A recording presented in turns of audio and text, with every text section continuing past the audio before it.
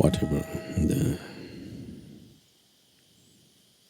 experience of life, whether it's light or sound or taste or smell or sensation, whatever the form of experience of pain or pleasure, every experience that you have is essentially conducted through your spine.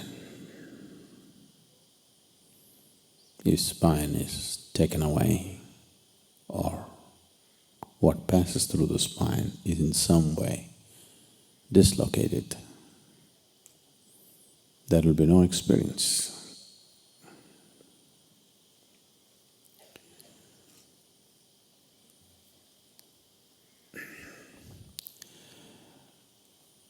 We've always symbolized the spine as the axis of the universe,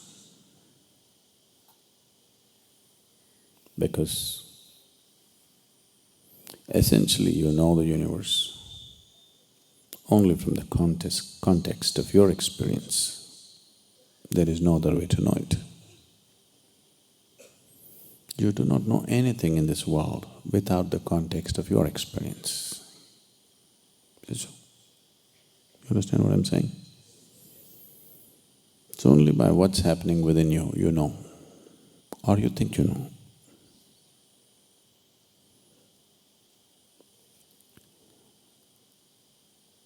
Because you know the existence only by the context of your experience, and the basis of your experience is what is being conducted through your spine right now.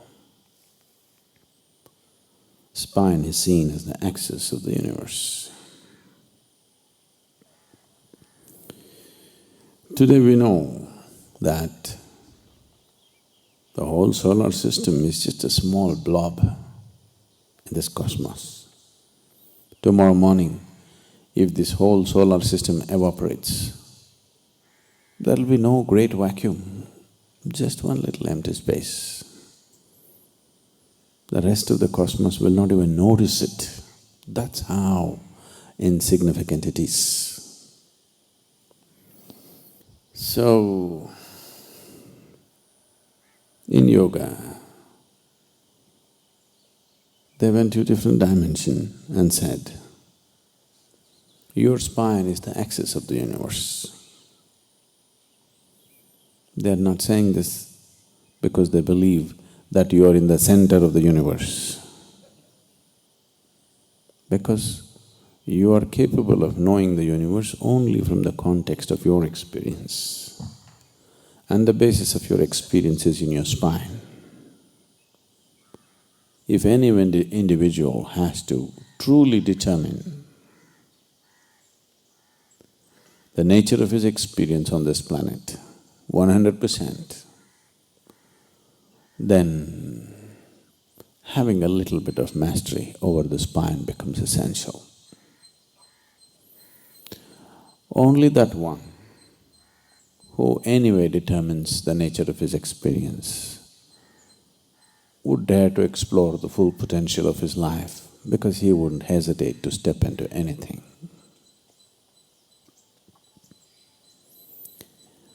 If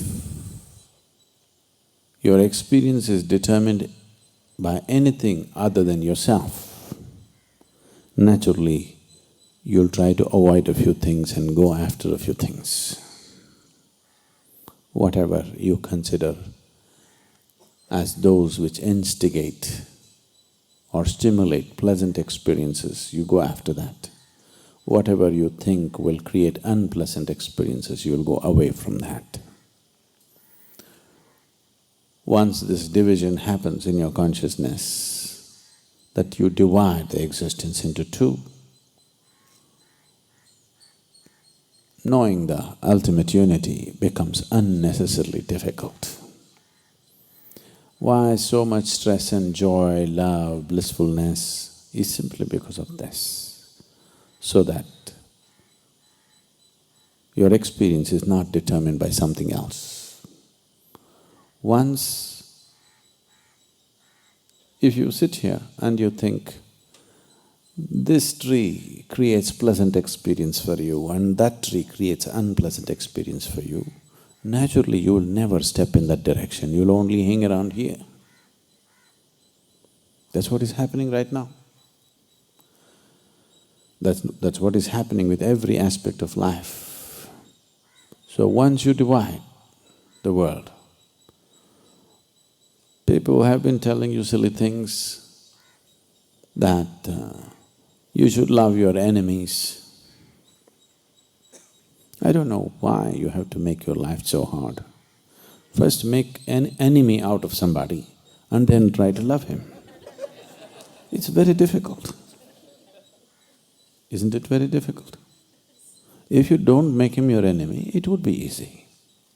You make him your enemy and then you try to love him, this is an impossible condition. No? They always want to set impossible things for you so that you'll constantly go there. Let's look at the possibilities. Unless you do not divide the world, it's very difficult to embrace the world, isn't it? In your consciousness, if you divide that this is mine, this is not mine, then trying to grab everything is very difficult. Either everything is mine or nothing is mine, this is okay. Nothing is mine, this is one way, it is okay. Or everything is mine, this is okay, it'll work. These are workable solutions. You are my enemy, but I love you. This is very, very difficult. It's a torture.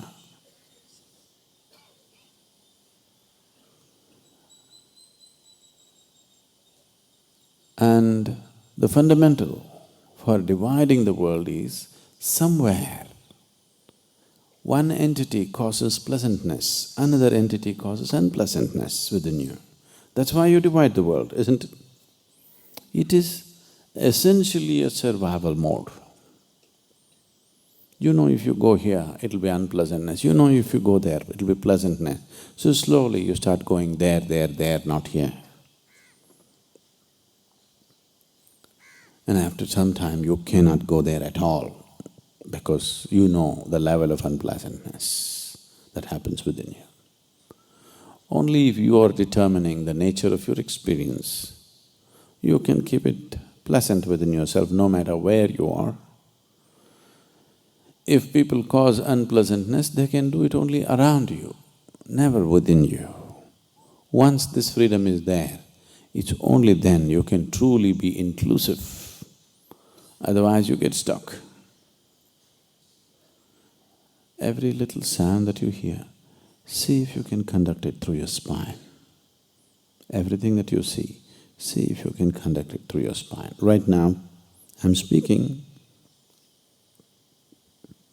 The sound itself is not flowing through this wire, but in the form of electrical impulse, it is going through this wire, through the speakers and boom. If I get this, that's not going to work, this is not going to work. Spine is just like this. Spine itself doesn't know anything, but it is conducting everything. Only the one who understands that all this bunch of wires out there can manage this sound properly, how it should be. We've been having some trouble, you know, because too many wires. Only if you understand every wire that's out there, you can manage this sound just the way you want it. Otherwise, in between so many things will happen. The same with this one. If you have a little mastery over how it's being conducted, then you can ensure what kind of experience you're producing for yourself. Otherwise, everything becomes accidental. Once the very experience of your life is happening accidentally, once your very way of being is accidental, if you're existing here accidentally, then that's like being a potential calamity, you know. Just the fear, what'll happen to me, what'll happen to me, destroys everything. The beauty and the gracefulness of being human will be completely lost once the fear of what will happen is there in my mind. You can… animals are doing quite fine. Lot of the temptation. Any number of philosophers have gone into the forests, watch the quiet, gentle, can't say gentle, the quiet natural life that animals are having. People have been hugely drawn to it, and they have tried to move into the forest and live just like them, simple. This draw is big time because of the chaos of human societies. But what you need to understand is, it's never going to work, because the sense of peacefulness that an animal has is coming from a certain level of unawareness, a certain level of unconsciousness. You cannot fall back there, do what you want. Do what you want.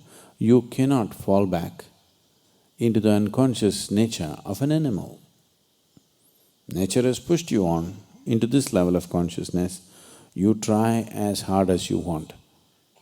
You can try hard and become conscious. You cannot try hard and become unconscious, please see this. At least this much nature has taken care for you, that you can only move forward, not backwards. Philosophers and others, various types of people, have tried to live as simply as animals live, hoping that life will become okay. But it's not worked. It is not the complexity of external situation which is doing this. It is just that we are not determining the nature of our experience within ourselves.